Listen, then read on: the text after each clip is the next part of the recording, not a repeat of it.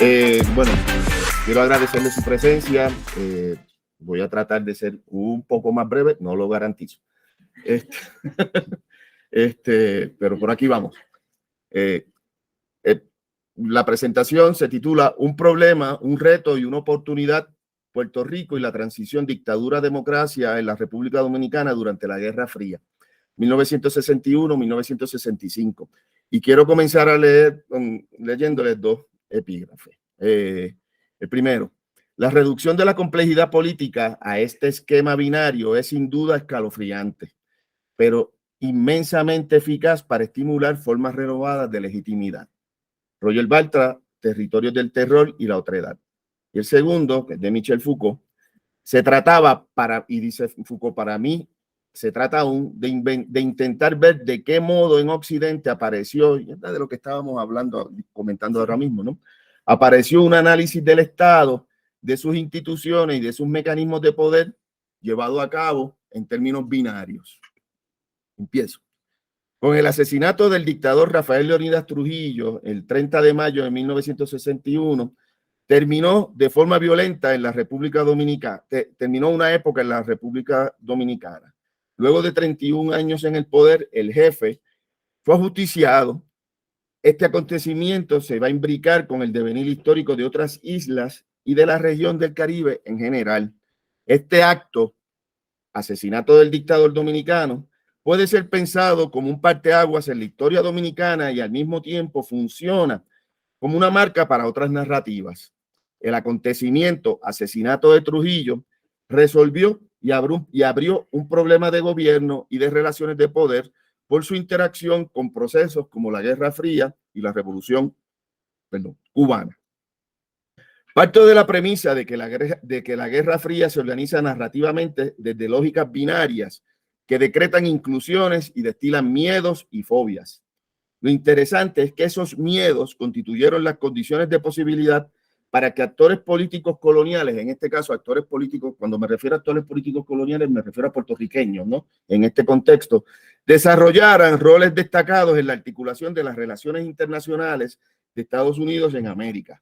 Así, por ejemplo, el miedo al comunismo y al fidelismo dentro de la lógica del containment, de la contención, y de la posibilidad del efecto dominó en la República Dominicana tras la muerte de Trujillo, facilitó que cuadros puertorriqueños acumularan un capital político que desbordaba la insularidad local. En estos casos, los temores y los binarismos propios de la Guerra Fría abrieron las posibilidades políticas y de acción antes que clausurarlas. Más las preguntas, ¿no?, que van a guiar esta conferencia. ¿Qué papel jugaron esos temores en la construcción de los posicionamientos políticos de estos personajes? ¿Cuál fue la lectura que hicieron del contexto en el que operaban?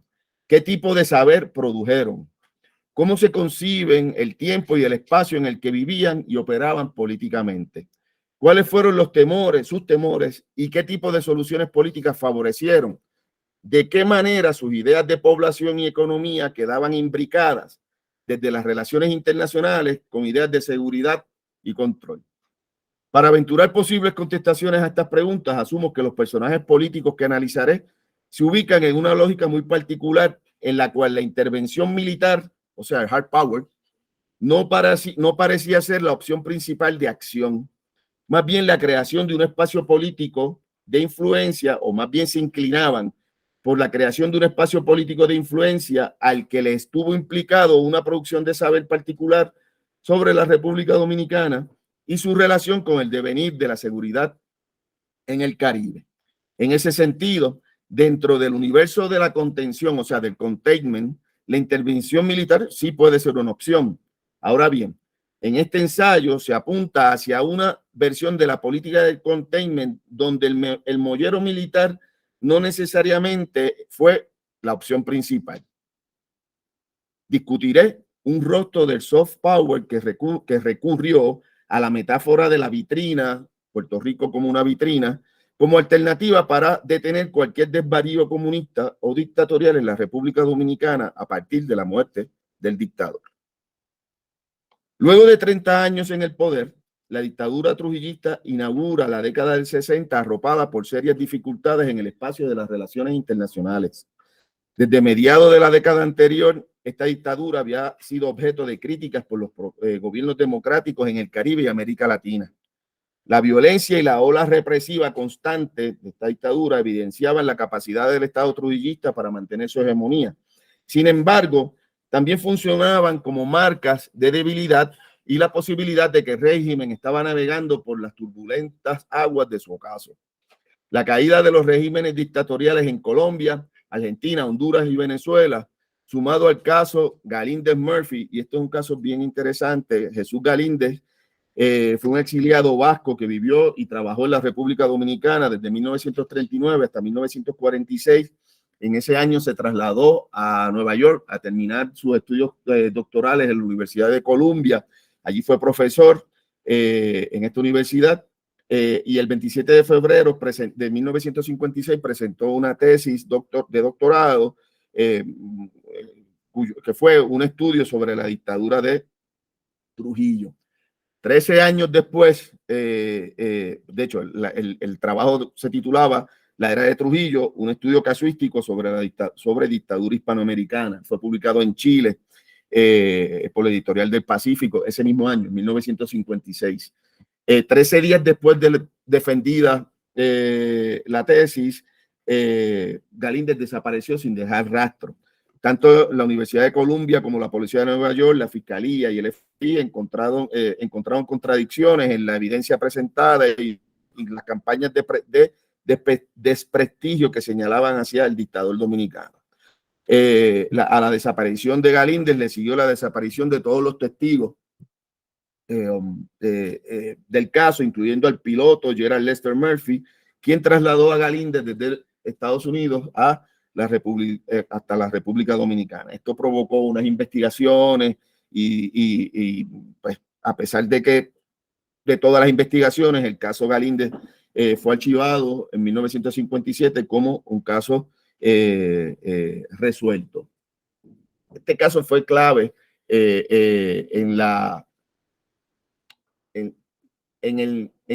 como un puntillazo en el desprestigio internacional de la era de Trujillo.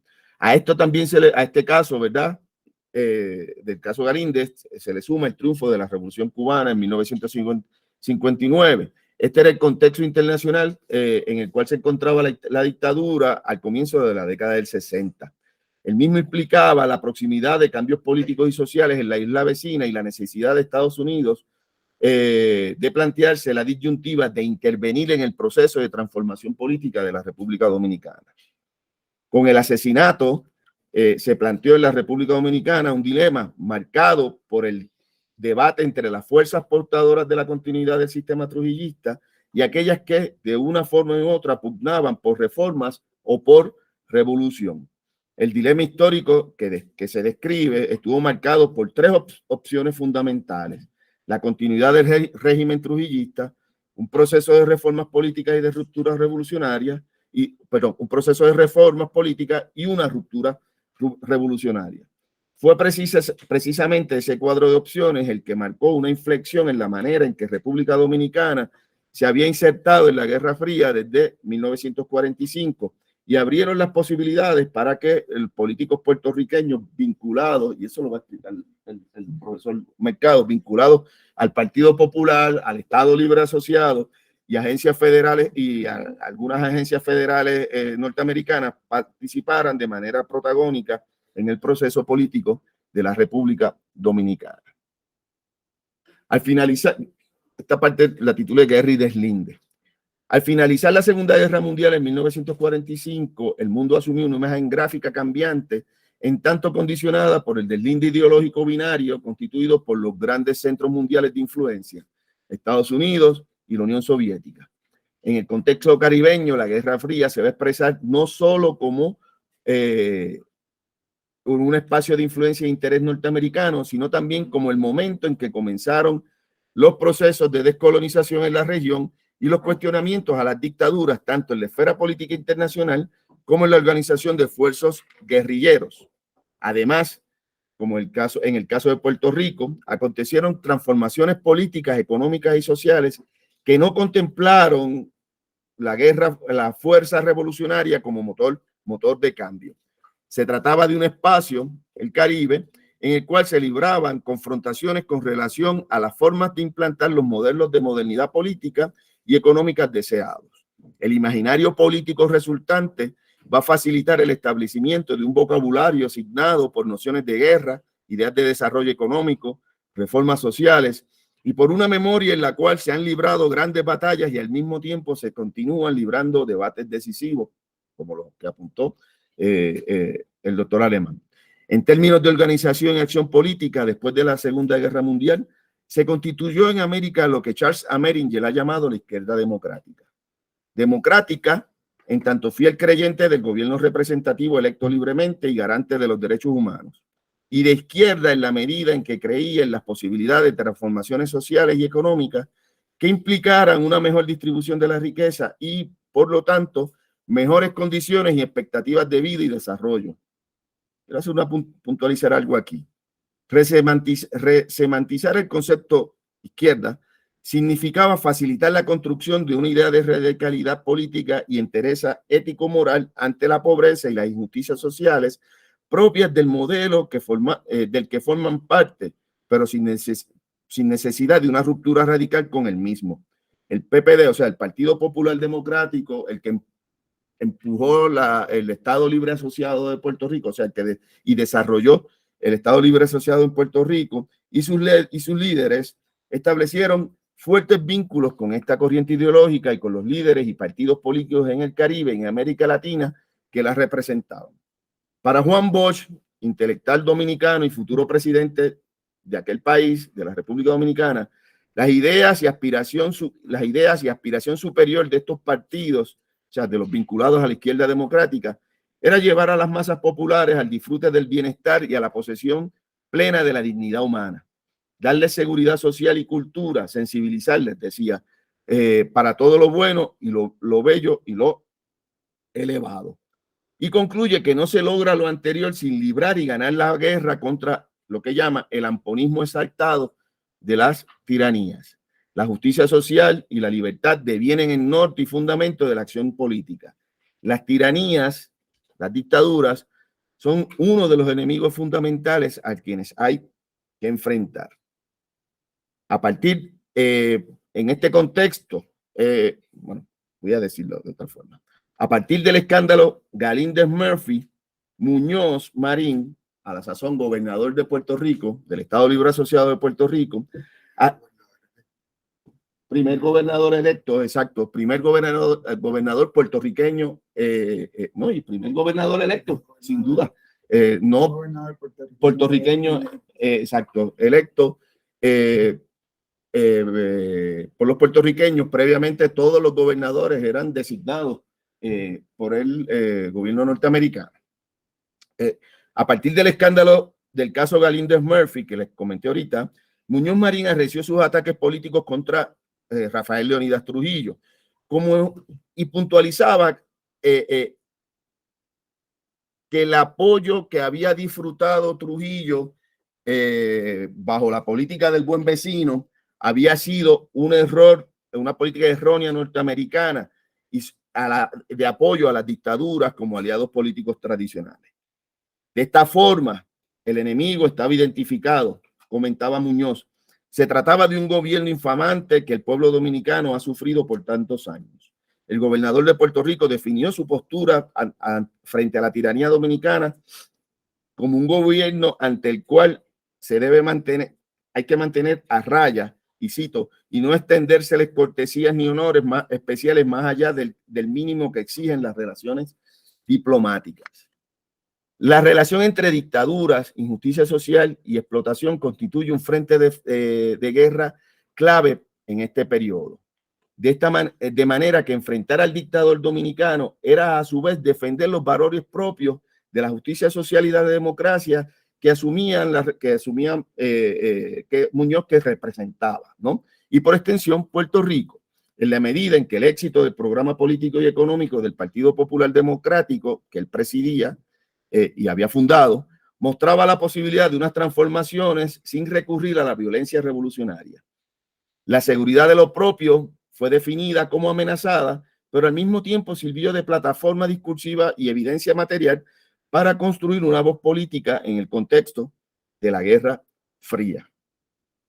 Como sabemos, era imposible para Puerto Rico declarar una guerra, más aún si imbricamos los conceptos relaciones internacionales y gobierno a una idea de soberanía territorial y jurídica como fundamento de la acción militar.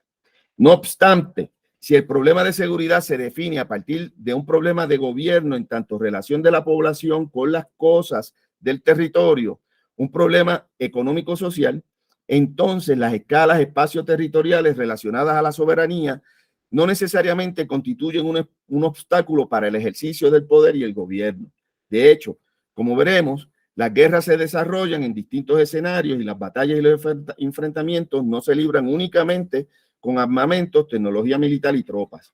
Entiendo que desde el plano discursivo y de la acción política puede articularse una batalla desde la lógica del soft power, es decir, abriendo las posibilidades para criticar e influenciar en aspectos de índole política, económica y cultural. Y yo creo que los cuadros puertorriqueños, como veremos, ¿no? Los cuadros políticos puertorriqueños que se insertan brevemente, y les adelanto el final del cuento, fracasan, ¿ah? Porque se impone hard power, ¿no?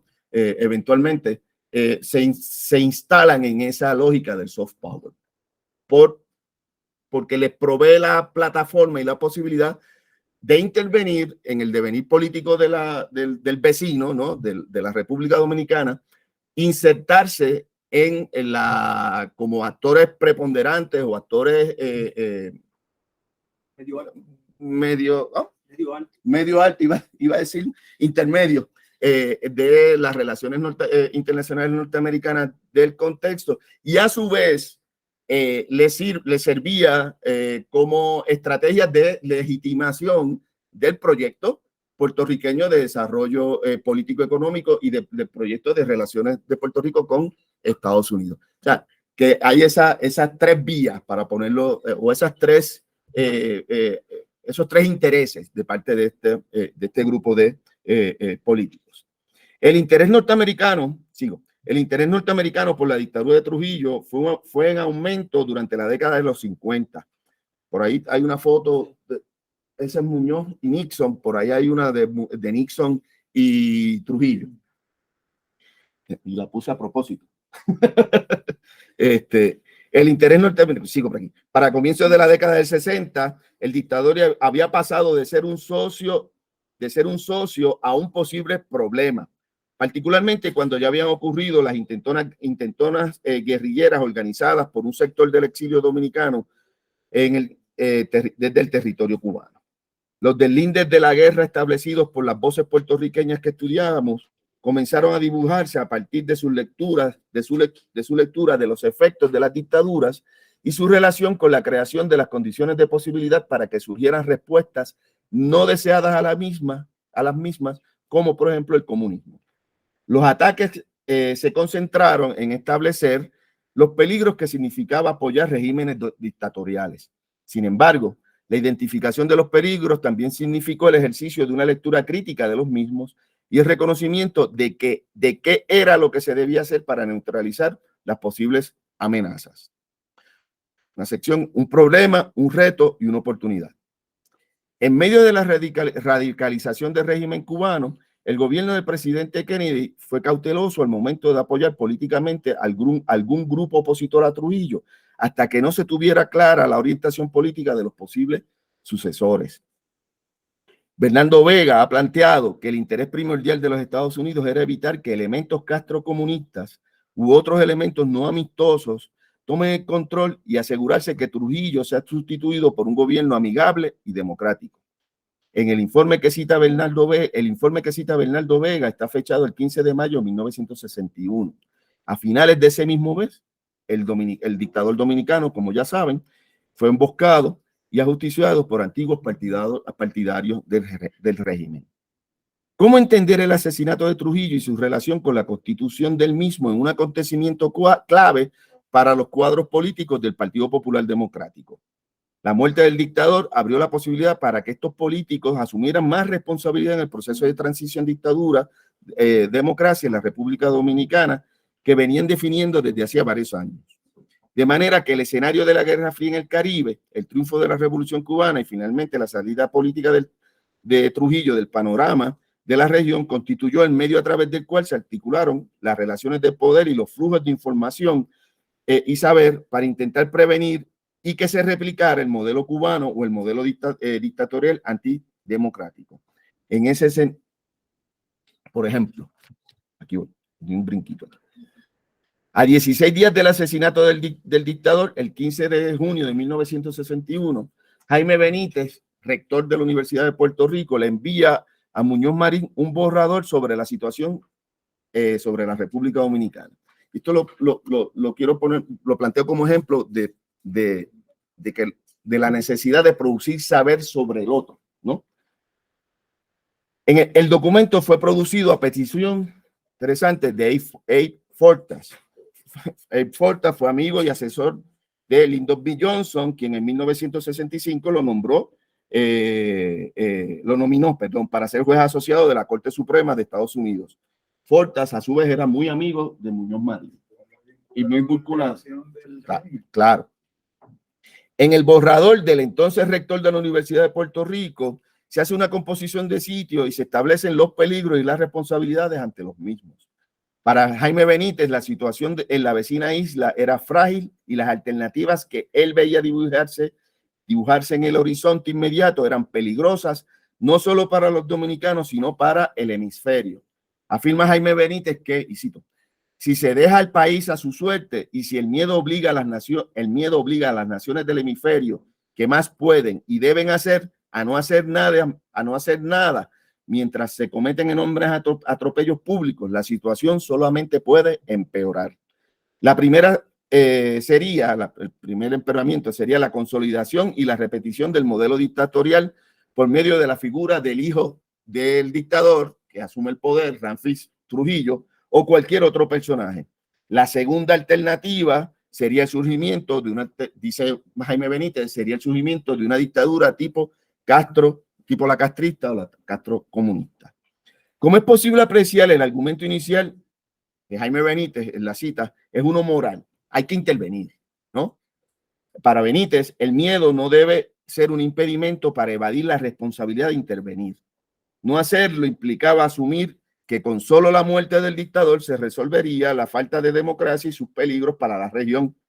Por eso añade que it would be folly, estoy citando, it would be folly for the hemisphere to proceed a thought the assassination of the one dictator has solved those problems of Dominican Republic. Desde el punto de vista de Benítez, esa postura implicaba una clara negación de los efectos de las dictaduras en la cultura política de los pueblos que las sufren. ¿Ah? Y señala, y vuelvo y cito, ¿no? Given 30 years of government intent on varying all human, civil, and social rights, no man in his right mind can assume that democracy is going to come into its own in that distressed land on aid or overnight. De manera que el problema principal con la transición dictadura-democracia está en la cultura política que tienen los gobernados, en este caso los dominicanos, ¿no? En ese sentido, la población dominicana no puede salir del atolladero desde el punto de vista de Benítez, ¿no? Del atolladero político por su propia cuenta, en tanto no posea las herramientas necesarias para lograrlo exitosamente. Lo interesante es el énfasis en los efectos sobre los sujetos y cómo sus taras y carencias arriesgan el futuro político de aquel país.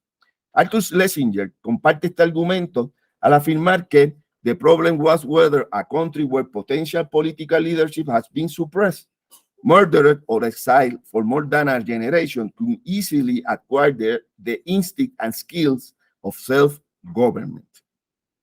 No obstante, la complejidad y peligrosidad de la coyuntura en términos políticos, para Benítez también había una gran oportunidad. La situación en la República Dominicana fue definida como fluida y esta proveía una oportunidad para el hemisferio y para los Estados Unidos rara vez vista. La escala geográfica, y a mí me interesa mucho el asunto en las relaciones internacionales y en la geopolítica, la relación entre las escalas geográficas, ¿no? La escala geográfica de la situación dominicana se desplaza al hemisferio, lo que la eleva y enfatiza la voz autorizada de Benítez y de Puerto Rico. Así, la oportunidad definida por Jaime Benítez con los Estados Unidos también es su propia oportunidad de conseguir una plataforma desde donde Puerto Rico y él hablan y participan en la definición de una estrategia política internacional. En ese informe, la crisis implicaba, a diferentes escalas, una oportunidad y un deber de participar en el renacimiento de uno de los países de la región.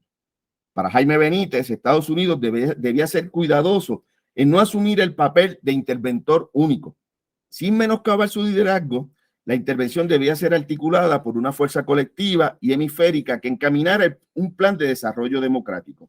La entidad internacional propuesta para dirigir el proceso de democratización fue la Organización de Estados Americanos. Benítez hace una serie de recomendaciones en las que en ningún momento se sugiere la intervención militar. Más bien, como veremos, se transita por la idea de la intervención desde la lógica del soft power. Para él, había que, primero, permitirle a las personas de la República Dominicana que experimentaran de forma visible y tangible la potencial y vigorosidad de los programas de transformación social y económica, de desarrollo de transformación social y económica, encaminados o hermanados, carry out with the spiritual, moral and material support of the other republic of the hemisphere. En segundo lugar, había que, y voy a citar en inglés, ¿no? To provide in common with the several nations of Latin and North America a clarification of the future, linking the hemispheres, science, technology, cooperation, social achievement, and basic liberties. 3. Había que supervise and support the operation of local civil government committed to task of spending a peaceful, effective, and speedy transition from dictatorship to democracy at all levels and throughout the fabric, y este es un punto clave, throughout the fabric of society. Y en cuarto lugar, to ensure that this transition furthers the social, political, economical, educational, and human rehabilitation of the Dominican Republic and its people, so indispensable to the development of free and progressive institutions. Como vieron, para Benítez había que fabricar una sociedad. Y por supuesto que su marco referencial era el Estado Libre Asociado. En el Estado Libre Asociado se definía la empresa y la oportunidad. La empresa de demostrar la potencialidad de las políticas de desarrollo pensadas y puestas en práctica en Puerto Rico para que sirvieran como punto de partida en la República Dominicana. Y la oportunidad de cultivar un capital simbólico, político y simbólico que legitimara el proyecto puertorriqueño de transformación. De paso, las voces locales podrían articularse a una escala mayor que la local. Para lograrlo, Benítez propuso, como había sido el caso de Puerto Rico, la transformación política y cultural de los sujetos mediante la puesta en práctica de programas de desarrollo social y económico. El objetivo era realizar un proceso de transición rápido y pacífico hacia la democracia throughout the fabric of society. De ello dependía que el pasado trujillista quedara distanciado del presente castrista y la democracia se perfilara en el futuro de la República Dominicana, convirtiéndolo en un punto de referencia para futuros esfuerzos. El soft power y la articulación de una intervención militar. A partir de la muerte de Trujillo, el gobierno de la República Dominicana quedó en manos del binomio Joaquín Balaguer-Ramfis Trujillo. Precisamente, descalificar esa sucesión fue una de las primeras metas que se planteó el liderato político puertorriqueño. El gobernador Muñoz Marín ventiló sus argumentos contra los vestigios del trujillato en la prensa puertorriqueña, participando activamente en la creación de opinión pública al respecto. Por ejemplo, al preguntarle su opinión sobre la posibilidad de elecciones y democracia en la vecina isla, señaló que eso era posible solo on the basis, lo dijo en inglés, obviamente porque le está hablando a los norteamericanos, ¿no? On the basis of unequivocal absence of all traces of Trujilloism. Igualmente señaló a Joaquín Balaguer, futuro presidente de la República Dominicana, como un rastro del trujillato en la medida en que clearly he has his roots in the Trujillo dictatorships. En otro periódico de la época, otro periódico de la época cita al gobernador sobre el tema, y lo cito: mientras se parezca estar dando alguna aprobación a los restos muy fuertes que aún hay de la dictadura trujillista, se corre el peligro de estar haciendo lo mismo cuando existía la dictadura de Batista en Cuba, creando las condiciones para un futuro movimiento dominicano de tipo castrista, pues la dictadura trujillista caerá, porque todas las dictaduras caen. Cierra la cita. Para atenuar los peligros y las amenazas, no basta con la salida de Trujillo del panorama político. Los argumentos de Muñoz están anclados en un reconocimiento del efecto que produce, parafraseando a Benítez, ¿no? Del efecto que produce una dictadura, y dirigió sus ataques hacia los vestigios de la misma. Su postura quedó plasmada en una carta que le dirigió al presidente Kennedy con fecha del 20 de septiembre de 1961. En este documento, el gobernador establece las bases de su intervención en tan delicado asunto. Invoca lo que definió como común entre la República Dominicana y Puerto Rico. Esa es su estrategia política, ¿no?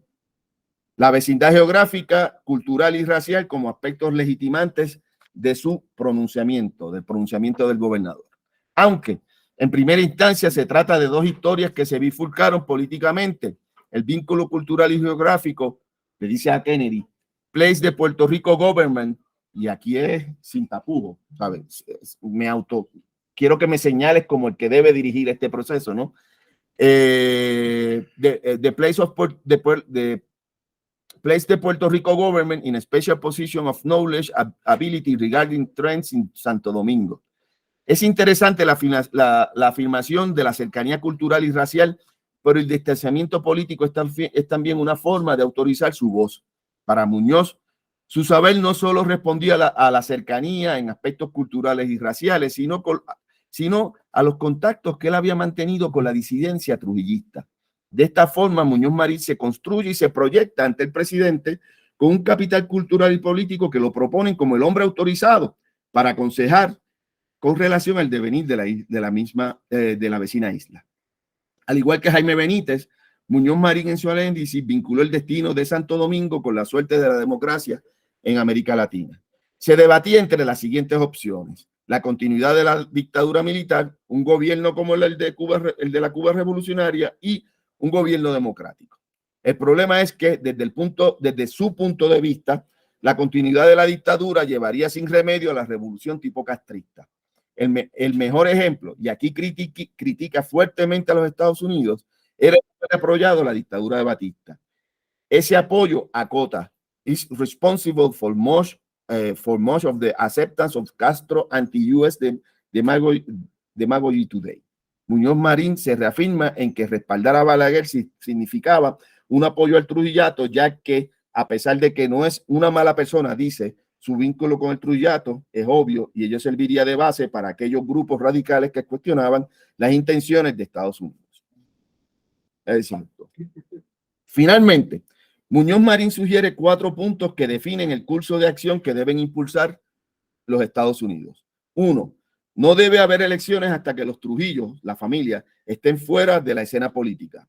2. En las elecciones deben estar prohibida la participación tanto de los comunistas como de los trujillistas. 3. Que se organice un gobierno de transición del cual queden excluidos elementos tanto de la extrema derecha como de la extrema izquierda. Y 4, por último, que Estados Unidos no proporcione ningún tipo de apoyo a la República Dominicana hasta que haya desaparecido todo vestigio de los Trujillos, tanto del gobierno como de la economía. La propuesta política de Muñoz Marín claramente identifica la posible transición dictadura, guerrilla comunista, como la amenaza real a la seguridad regional. Sin embargo, la amenaza no podía ser enfrentada solo con medidas de carácter electoral y de coartación política a los extremos conservadores y radicales del escenario político dominicano. Para Muñoz Marín había que identificar y entrenar a un sector joven de la población dominicana como administradores públicos. De hecho, vale la pena señalar que durante la primera intervención norteamericana en la República Dominicana, del 1916 al 24, los invasores se quejaron de la falta de funcionarios públicos. Para Muñoz era precisamente para él era precisamente en ese terreno en el cual Puerto Rico podía insertarse y participar en la democratización dominicana. Por eso le propuso al presidente utilizar las facilidades y programas académicos de administración pública y de relaciones laborales de la Universidad de Puerto Rico para recibir y entrenar a los dominicanos. De esta manera, el gobernador entendía que podía comenzar la construcción de una nueva tradición política que funcionara como un dique que detuviera los extremos políticos. Tanto en Muñoz como en otros políticos puertorriqueños relacionados con la crisis en la República Dominicana, se desarrolló una relación entre moral política y momento histórico propicio, no solo para exportar su modelo de desarrollo democrático, sino para adelantar una agenda en un momento en el cual la legitimidad y la capacidad de acción del Estado Libre Asociado como entidad política comenzaban a levantar cuestionamientos. La oportunidad política a la que hago referencia es posible rastrearla en varios niveles de acción. El que más me interesa enfatizar es en aquel relacionado con la producción de saber sobre el estado de la cuestión del país vecino.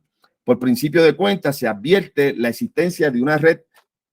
Voy a brincar esta parte, ya esto lo toqué.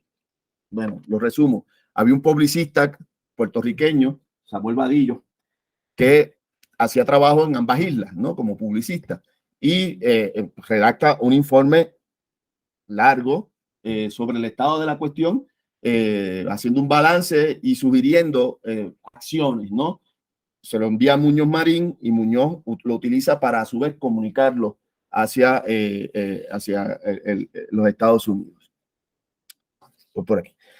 A pesar de que en los documentos citados, fue que los brinco para poderle dar tiempo al profesor, a pesar de que los documentos antes citados enfatizan los peligros políticos relacionados con el financiamiento de proyectos económicos tangibles e inmediatos, en una comunicación a Muñoz Marín, Rafael Picó, otro funcionario, a la sazón presidente de la Junta de Planes de Puerto Rico, señala que las expectativas económicas y de acción eran positivas. El dinero, o sea, se trataba de un préstamo, lo que estuvo en Ichum, se recibió. El dinero del préstamo se recibió y no es casualidad que para Rafael Picó, el primer presidente de la Junta de Planificación de Puerto Rico, el paso inicial debía ser organizar una junta de planes con su personal técnico.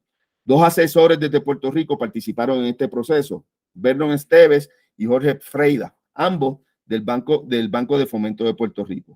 También el presidente de la Junta de Planes informaba que estaba en marcha la planificación de una reforma agraria que contaría con la asesoría de un funcionario de la Autoridad de Tierras de Puerto Rico. Como es posible apreciar, la acción de los políticos puertorriqueños no solamente se limitó a tratar de crear las condiciones ideológicas propicias para enfrentar los peligros, sino que participaron en la asesoría y diseño de las bases institucionales del gobierno.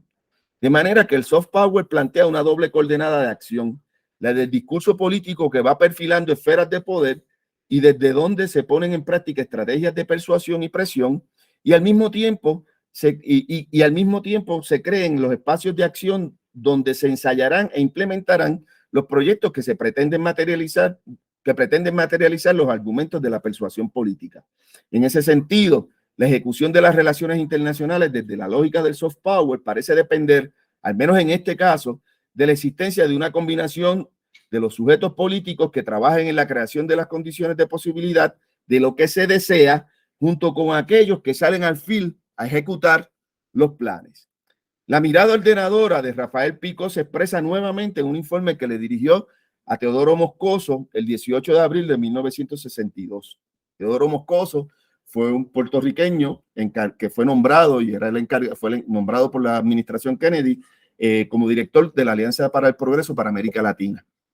Con posibilidad, él, Teodoro Moscoso y Arturo Morales Carrión, un historiador puertorriqueño, fueron los 2 cuadros políticos que más escalaron en el Departamento de Estado norteamericano como diplomático. De hecho, Teodoro Moscoso también fue embajador norteamericano en Venezuela. En el informe quedan planteadas una serie de sugerencias que van desde la reforma fiscal, agraria, administrativa y la creación de corporaciones públicas hasta planes de mejoras permanentes y qué hacer con las propiedades de los Trujillos.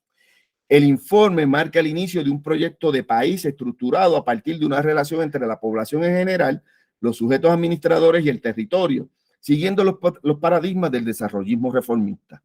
Por eso su énfasis en, y por ejemplo, reinstalar inmediatamente, cito, campesinos en fincas pequeñas y medianas y adelantar la infraestructura del país con un plan de mejoras permanentes que incluya carreteras, caminos, escuelas, salvicultura, inversión en reforma agrícola, fomento industrial, viviendas, luz, agua, desarrollo hidroeléctrico y de regadío, así como proyectos locales.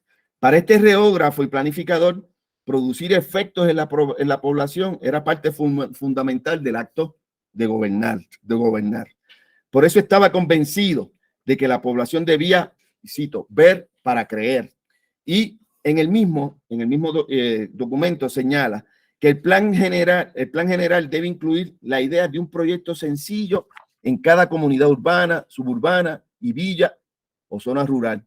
Los proyectos debían estar relacionados con atender asuntos vitales de la vida cotidiana de la población, cuya consecución redundaría en la obtención de un capital político y en una legitimidad para el gobierno y el programa de ayudas. Se trataba de construir o arreglar calles, parques, escuelas y viviendas populares, además de llevar agua potable a los barrios. Lo que se buscaba era producir la posibilidad de la constatación que la población pudiera apreciar los frutos y beneficios de las acciones tomadas y de quienes las tomaron. Golpe de Estado, otra oportunidad, o el comunismo pesó más que el desarrollo. Ya estoy terminando. Este no es el lugar para aventurar un análisis sobre las razones que motivaron el golpe militar de Juan Bosch. Mas sí es posible afirmar que para los políticos puertorriqueños ese golpe de Estado implicó la reactivación de unos miedos y peligros que tal vez luego del proceso eleccionario en la República Dominicana se pensaban conjurados. En una conversación telefónica, el gobernador Muñoz Marín y un personaje sin identificar evalúan la situación de la República Dominicana como una tragedia para la democracia en América Latina. Además, identifican a los líderes como the front of the wealthy few that were afraid of any true freedom and democracy. A los líderes del golpe me refiero. Igualmente, para estos interlocutores, la popularidad del presidente depuesto que de hecho, cuando le dan el golpe, el avión que va a recoger a Juan Bosch a la República Dominicana, ya su esposa estaba en Puerto Rico. ¿Ah? El avión de la Autoridad de Energía de Fuentes Fluviales de Puerto Rico, por orden de Muñoz Marín, va y saca al gobernador, a Juan Bosch, al presidente del país, y lo lleva a Puerto Rico. Igualmente, para estos interlocutores, la popularidad del presidente depuesto y sus gestiones en el gobierno estaban en vías de resolver muchos de los problemas que aquejaban a aquel país. Por eso consideran que ese brutal golpe abrirá la puerta para la actividad comunista a un grado muy peligroso. El golpe abre la posibilidad para que la población se enfrente a la disyuntiva de tener que escoger, y cito, entre discredit and corrupt representative of the military and oligarchy on the one side and communism on the other side. Many of those who otherwise will not be susceptible to the communism will turn to the Communist Party. Por ello, si no se hacía nada ante esta peligrosa situación, el futuro de la democracia, comenta Muñoz, estaba en juego en América Latina. Muñoz Marín no perdió tiempo de posicionarse públicamente al expresar en una conferencia de prensa que vuelven las dictaduras, vuelve la fuerza a imponerse en Santo Domingo. Ante ese panorama, vuelve a comunicarse con el presidente Kennedy para plantearle que el golpe de Estado y la situación dominicana representan nuevamente un problema, un reto y una oportunidad. El gobernador recomendaba sin reserva a hard line towards the usurping government y que se detuviera toda la asistencia económica. Entendía necesario no demostrar debilidad,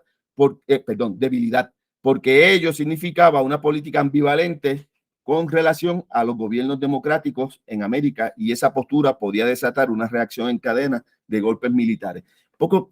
Esto lo uso para que se vea una transición del soft al hard power, ¿no? Por lo menos de parte de Muñoz. Veremos, no de Jaime Benítez, y con eso es lo que cierro. No del rector, no de la universidad. Para Muñoz lo importante era no enviar mensajes erróneos y evitar que se entendiera que los Estados Unidos depend on military usurpation to combat communism instead of depending on democracy. Ahí he hecho un viraje. Muñoz Marín proponía, aunque sugería una línea dura con relación al apoyo financiero, una alternativa a las prácticas más burdas del containment. El apoyo al proyecto democrático ejemplificado por Bush debía funcionar como ejemplo del distanciamiento de la política internacional norteamericana y apoyar golpes de Estado y regímenes militares. Por esa razón, la situación dominicana representaba una oportunidad única de cambio hacia las posturas más fuertes con relación a los golpes militares, aprovechando la very favorable psychological circumstances, decía Muñoz. El resultado sería, desde su perspectiva, evitar apoyar la infamia y favorecer la democracia en América. No obstante, la lectura que hacía Muñoz, que hacían de Bush en el Departamento de Estado Federal, era una de dudas. El embajador de Estados Unidos en la República Dominicana, John Bartolo Martin, asumió que después de Castro nadie puede estar seguro de nada. ¿Ah? De sus dudas con relación a Bush destaca como peligros y posibilidades that Bush has been a deep cover communist for many years, o que por unforeseeable reason Bush might turn toward support of Castro, o que transite hacia son las tres alternativas peligrosas que ve el embajador norteamericano. El que Bush transite hacia un nacionalismo extremo que, aunque no esté atado a La Habana ni a Moscú, sin duda se expresará como un anti-americanismo. Voy a saltar esta parte. Con aquí voy cerrando. Sí. Lo interesante es que en este episodio de la Guerra Fría en el Caribe, desde Puerto Rico se pensó y se creó un espacio y una voz caracterizada por la intención de influenciar políticamente y proponer el modelo de desarrollo puertorriqueño como una alternativa viable que produciría los resultados políticos, económicos y sociales que funcionarían como un dique a la opción comunista. De ahí que el problema entre comillas, que representó el asesinato de Trujillo y el golpe de Estado a Juan Bosch, fuera replanteado como un reto y una oportunidad que podía redundar en la legitimidad del proyecto económico, político y social de Puerto Rico como un proyecto exportable a la región y al mismo tiempo ampliar el alcance de las voces políticas puertorriqueñas, los políticos locales, de las voces políticas puertorriqueñas. Los políticos locales no apoyaron, al menos no abiertamente, la intervención militar.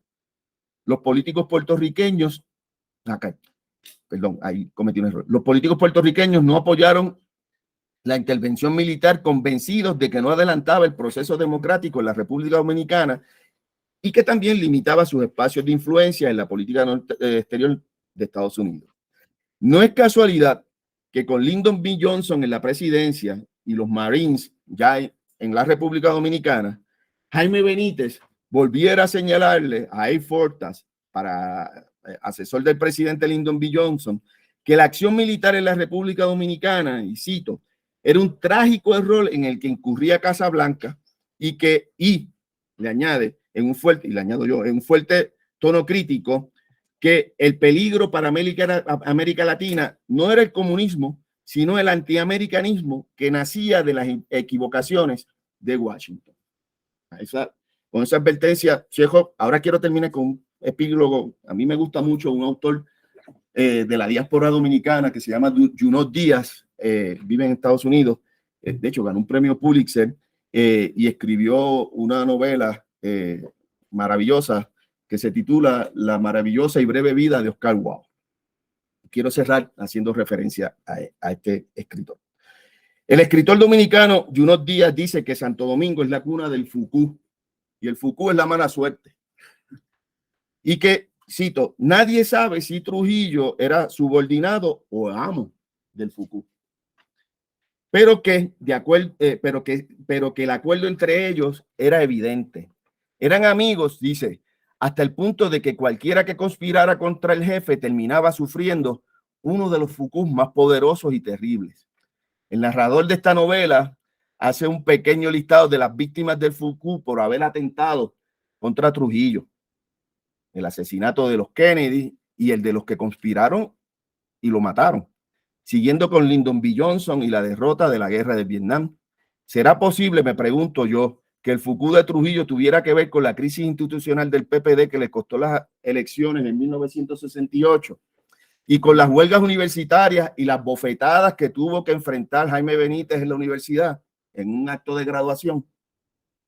O quién sabe si intervino con las fisuras y los límites del Estado Libre Asociado. Tal vez también tuvo que ver con la derrota electoral de la hija de Muñoz Marín, Victoria Muñoz, los chismes de falda del sucesor de Muñoz, Sánchez Vilella, y con el cuadro de Muñoz Marín que pintó Francisco Rodón. No perdamos de perspectiva tampoco que Juan Bosch nunca pudo volver a sentarse en la silla presidencial en la República Dominicana, que Joaquín Balaguer fue presidente 12 años consecutivos, o sea, su heredero, y ocupó la presidencia en varias ocasiones hasta que murió de viejo. Tampoco debe pasar desapercibido que la nieta de Trujillo trabajó como fiscal federal en la oficina de Puerto Rico. Si algo es importante recordar, y que le anduvo detrás al gobernador del Partido Popular Democrático, si algo es importante recordar es que el FUCU no siempre cae como relámpago. Algunas veces, a veces gotea, paciente, ahogándolo a uno poco a poco, como el caso del Almirante o el de los Estados Unidos en los arrozales en las afueras de Saigón, o como el Estado Libre Asociado y su modelo de desarrollo. Gracias.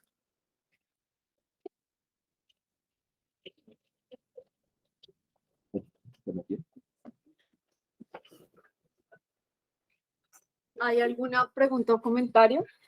Hernán, por favor, gracias. Buenos días para todos. Escuchándolos y a propósito de los imaginarios sobre las democracias en América Latina y el Caribe, y un poco por toda la referencia histórica que han hecho los dos hasta ahora,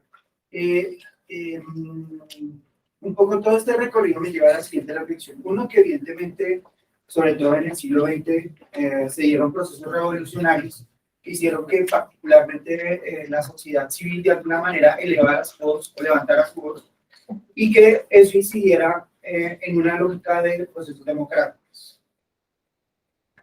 Toda la influencia pues, de lo que pasó con el comunismo en la región y todo el intervencionismo que ha tenido Norteamérica, particularmente en la región, pues nos ha llevado pues, a todas estas crisis que estamos viviendo hoy en particular. Y esa crisis la quiero, digamos, enfocar en un aspecto concreto, y es lo que para mí es y sigue siendo desde hace por lo menos 20 años una crisis de la institucionalidad, ¿sí? Y particularmente en la región, ¿sí? Porque bien que sea que el resultado del proceso revolucionario que tengamos, por ejemplo, gobiernos como los llaman de izquierda, o que por procesos democráticos también tengamos gobiernos que han sido tradicionales, en ambos lo que he percibido es que efectivamente la institucionalidad es una grieta en los procesos democráticos, porque puedes tener una lógica ideológica, una narrativa y procesos sociales que a la hora de materializarse, insisto, desde donde vengan, a la hora de hacerlos reales a través de la institucionalidad, pues digamos, se dificulta muchísimo. Entonces me parece que parte del proceso de consolidar esos procesos, o por lo menos esos imaginarios de democracia en la región, deben pasar efectivamente por consolidar la institucionalidad, sin que eso represente necesariamente también una lógica también como digamos, de opresión, sino, insisto, en la lógica de consolidar un Estado-nación como un principio fundamental en términos estructurales, insisto, en la institucionalidad. Entonces, lo que quiero preguntar en razón de este contexto es, y por todo lo que ustedes nos han contado hasta ahora, es cuál puede ser el camino precisamente hacia fortalecer un proceso institucional, ¿sí? Obviamente desde cada país, ¿sí? Desde cada nación, que obviamente también implique un proceso de fortalecimiento de la región y que eso nos ponga, por ejemplo, en unas condiciones, diría yo, un poco más favorables con toda esa influencia, por ejemplo, de China en términos económicos y que por debajo tiene unas influencias también políticas y militares, también lo creo, y que permita a la región decir, listo, para ponernos en una condición de iguales con toda esta influencia, diría nueva o neocolonial, ¿cuál sería, o cuál pueden ser los caminos o el camino o una aproximación a que podamos llegar a una consolidación de esta institucionalidad que evidentemente, en mi parecer, también está amarrada a los procesos de reivindicación social? Pero además, yo quisiera complementar la pregunta de Hernán y creo que en una sola respuesta podemos resolver ambas dudas. Buen punto. Pero estoy muy de la mano con la discusión que plantea Hernán, porque además de todo, a mí me surge una duda con respecto a las dinámicas propias de la región. Y es un poco, claro, los esfuerzos por parte de Estados Unidos, de la Organización de los Estados Americanos, ha sido la consolidación de las democracias en el continente, pero vemos que hoy, en pleno siglo XXI, muchos estados de la región otra vez están girando hacia gobiernos de corte autoritario. Y eso, pues, obviamente pone de manifiesto la debilidad institucional de nuestros países, pero además de eso, me plantea a mí otra inquietud y es realmente los esfuerzos de soft power, hard power norteamericano en el mediano y largo plazo han sido efectivos para la consolidación de la democracia en nuestra región. O sea, realmente debemos esperar que Estados Unidos sea quien siga dando los lineamientos de cómo América Latina logra consolidar la democracia. Yo creo que esa es una discusión que debemos comenzar a plantear, porque creo que ese no es el camino, o la historia nos ha demostrado que definitivamente hacia allá no es. Sin duda, estoy de acuerdo con lo que planteas. Y gracias por la pregunta. Sí, yo entiendo que hay que conversarlo. Yo creo que se tienen que dar las condiciones, propiciar las condiciones para que este tipo de conversación se dé y para que haya la posibilidad, para que existan, ¿no? Se creen las posibilidades de ser escuchados y que, ¿verdad? De ser escuchados y de que se ejecuten. Yo tengo una relación de odio y amor con estos políticos a los que yo hice referencia, porque a pesar sus proyectos a largo plazo, Puerto Rico hoy día tiene una crisis institucional, como usted menciona, se ha erosionado grandemente, y yo creo que igual en América Latina, la fe en las instituciones públicas y en las instituciones políticas, ¿no? Y cada evento electoral va bajando, ¿no? La participación de los electores. Si podemos medir eso, y eso puede ser un elemento para medir ¿verdad? El descontento, la poca fe que se le tiene a las instituciones. Pero por otro lado, ¿no? Por otro lado, sí me parece a mí importante desde el punto de vista de estos sujetos, ¿verdad? De estos políticos que se plantearon hacer cosas, ¿no? Estemos de acuerdo o no, se plantearon hacer cosas y empujaron un proyecto, o el que fuera, estemos de acuerdo o no, igual que los castrocomunistas empujaron un proyecto, estos personajes empujaron un proyecto. Yo creo que lo que sí hay que hacer, pienso yo, ¿no? Lo que sí hay que potenciar es mirarnos hacia adentro, mirar las instituciones y ver, desde superar los binarismos, que yo creo que estoy claro en eso como una estrategia fundamental, superar los binarismos, superar el blanco y el negro y tratar de ubicar las miradas en las zonas grises, ¿no? Como zonas fructíferas, ¿ah? Como zonas que pueden florecer y zonas fructíferas que pueden ser por momentos también, no necesariamente a larguísimos plazos, pueden ser, somos aliados en determinados contextos, en determinadas, con determinadas intenciones, ¿no? porque los intereses se intersecan, pero no necesariamente el matrimonio es para siempre, ¿no? Porque eso precisamente va a ir erosionando precisamente la institucionalidad, ¿no? O la confianza, ¿no? La confianza. Entonces, hay que estar, pienso yo, abierto a esas posibilidades y a ocupar los espacios. Lo que decía al principio. Lo que decía que sí. Y a ocupar los espacios también. No tiene un amigo o enemigo permanente. No. Puede ser permanente. Hay aliados, exacto, ¿no? Entonces, tal vez uno de los primeros movimientos sea a entender que las relaciones políticas, ¿verdad? Y las relaciones internacionales se han transformado y que se han transformado, por ejemplo, yo soy uno que pienso que hay que superar el anclaje geopolítico duro.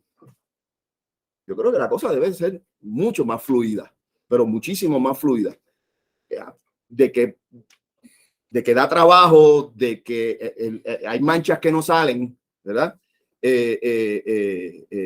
Pero eso no significa que no se intente, asumiendo el concepto del concepto vacío de Claude Lefort, ¿no? De intentar todo el tiempo estar haciendo política para darle sentido al concepto democracia o al concepto relaciones internacionales o a los intereses que definen cada país, ¿no? Entonces, yo creo que de esta forma sí comenzaría a redefinirse la institucionalidad desde otras perspectivas, ¿no? Desde otras perspectivas, que puede ser, que tienen que incluir cuestiones de género, cuestiones sociales, cuestiones económicas, por mencionar algunas, ¿no? Siendo lo más inclusivo posible. También quizás superando un poco esa polarización que le damos de la guerra. Claro, yo creo que es eso. La pelea de la izquierda y la derecha. Sí. Yo creo que eso me parece que ya es tiempo, ¿no? Por eso mencionaba lo de los binarismos, del blanco y negro. Es tiempo ya de ver los tonos grises, ¿no? O el tono que nos dé la gana. ¿Verdad? ¿Cómo se llamaba el colega? Hernán Ramírez. Sí. Hernán, yo le dije, estabas ahorita cuando dije que era un pesimista, sí. Yo pienso mucho en la Unión Europea cuando pensamos en institucionalidad, así muy seria, todo muy organizado, todo muy estructurado, todo muy bien documentado, todo así como que instituciones sólidas, parecen ser instituciones sólidas, y lo son, y en cierto punto lo son, ¿no?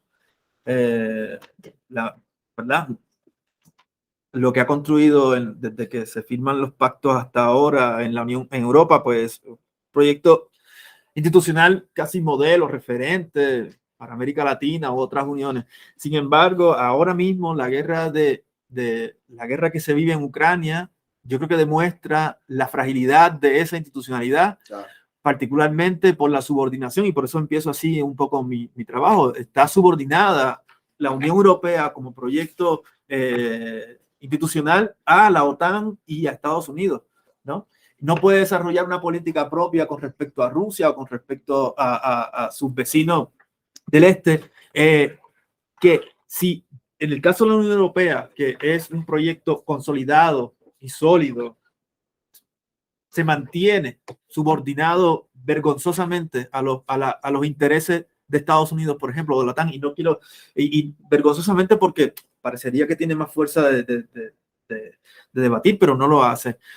Creo que el tema de la institucionalidad en un mundo dominado por potencias con armas nucleares y con capital económico, como vimos, arrollador, es bien difícil. Raúl Prebisch, que funda la CEPAL y trata de impulsar este proyecto de modernización económica que apuesta por la integración como un proyecto importante para el desarrollo de América Latina, económica, pero también política, se da con una pared, y cuando sale de la CEPAL escribe textos maravillosos, digo maravillosos porque son pesimistas como yo, diciendo que la solución tiene que venir de los países centrales, o sea, la solución a los problemas de desigualdad regionales o los problemas que se producen en la periferia, ¿verdad? Esa mirada centro-periferia del estructuralismo propio de la mirada de Prebisch. hay una responsabilidad de los países centrales.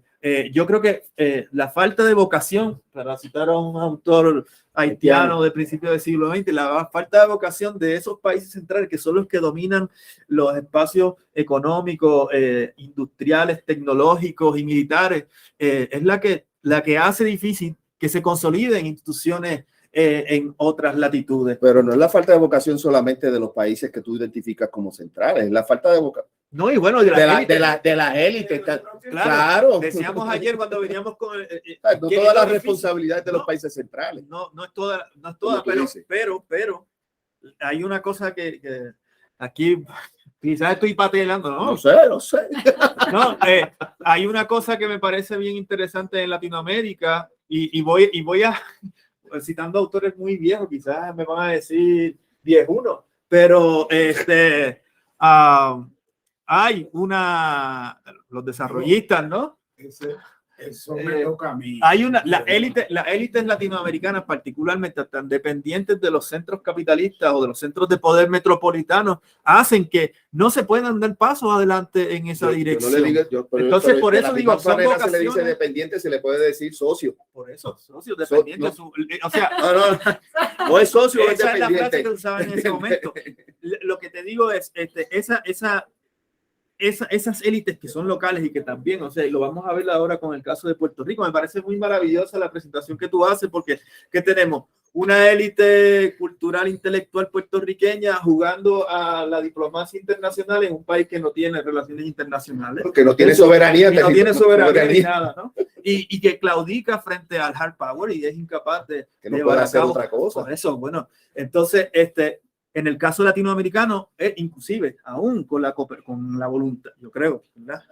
Puede ser debatible, con la voluntad, además de que nuestras élites locales están subordinadas o son aliadas o son socios de esos centros metropolitanos, esa gente al final de cuentas tiene el poder económico, militar, ideológico, cultural, cualquiera de esas, que yo creo que son un lastre, es un lastre que ya en los 70 Previch decía, mira, si es que no podemos levantar cabeza, y lo vemos en el 2023 y yo creo que lo vemos con el 2023 con la guerra de Ucrania y la posición en la que está quizás la institución más importante, una de las más importantes a nivel global, que es la Unión Europea. Bueno, muchas gracias. Él tenía una pregunta. Digo, no sé. Sí. Yo lo que Estamos quería un poquito era- justos de agenda. Para que, no, dale, pero... No, dale, vente, Manuel, ¿no? Yo lo que quiero decir es que me parece que entiendo lo pesimista Sí, perdón. de la lógica, pero eso, no sé, me suena un poco a la condena de que más allá de una organización transnacional, ¿sí? ¿Dónde está? Que esa mi pregunta estaba más enfocada a la lógica de construcción, digamos, de cada nación alrededor de su propia institucionalidad. Sí, que es un poco empezar a reivindicar los procesos de cada región y cada país, por supuesto. Que obvio, es difícil a partir de todo ese contexto que conocemos, pero me parece que podría ser un mensaje más o menos optimista para las nuevas generaciones, de decir, hay que ir en procura de esa, diría yo, reivindicación institucional, que puede ser que de entrada la primera idea de pensar la institucionalidad es una cosa rígida, pero no lo veo así, porque es que precisamente al no tener una institucionalidad flexible, es que tenemos afectaciones, por ejemplo, frente a necesidades básicas insatisfechas, o precisamente toda esta incapacidad de respuesta institucional ante unas demandas ciudadanas que son ya descomunales y que desbordaron, insisto, esa respuesta. Sí. Ahí se ha vuelto, pues, Latinoamérica, ¿verdad? Un referente últimamente, ¿no? De los de pasos adelante. Pero ¿Lo hablamos en el pasillo? sí, lo hablamos en el pasillo. Lo hablamos en otro espacio. Hernán, hablamos en el pasillo. Yo quiero cerrar con un comentario justamente, y es: la situación del sistema internacional de hoy es tan crítica que incluso parece que la misma Organización de los Estados, la Organización de las Naciones Unidas, está supeditada a los intereses de las grandes potencias, ¿no? La mismísima Organización Supranacional. Entonces, eso también plantea un poco los debates que estamos en